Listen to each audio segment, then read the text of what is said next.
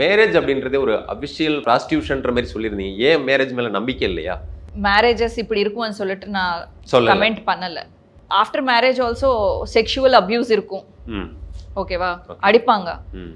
அப்புறமா வந்து செக்ஸ் பண்ணணும்னு டார்ச்சர் பண்ணுவாங்க. இப்படி பண்ணணும் அப்படி பண்ணணும்னு சொல்லிட்டு ஃபியூ பீப்புள் வந்து ப்ளூ ஃபிலிம்ஸ் எடிக்ஷன் இருப்பாங்க. ம்.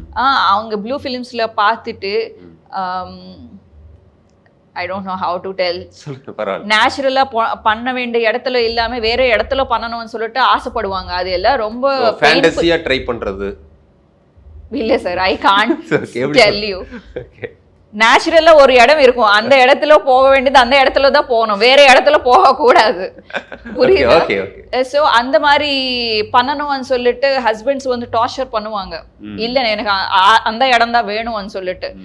அப்புறமா வந்து வேற பொண்ணுக்கு நீ லவ் பண்ணி இந்த பொண்ணு வைஃப்னு சாவடிக்கிறது, அப்புறமா வந்து விஷம் போடுறது, இல்லை ஃபயர் வச்சுட்டு பர்ன் பண்றது, இல்லை இந்த மாதிரி நிறைய நடக்குது. ஸோ வைஃப்னா ஓன்லி செக்ஸுக்கோ இல்லை வீட்டு வேலை பண்ணுறதுக்கோ இல்லை பசங்களுக்கு இல்லை பசங்கள்னா ஹஸ்பண்டுக்கு பெத்து கொடுக்கிறது. ரைட், அதுக்கு கிடையாது, மெஷின் கிடையாது. அவங்களுக்கு ஒரு மனசு இருக்கும், அவங்களுக்கு ஒரு ரெஸ்பெக்ட் இருக்கும். See, you have to respect your wife. She is not a robot.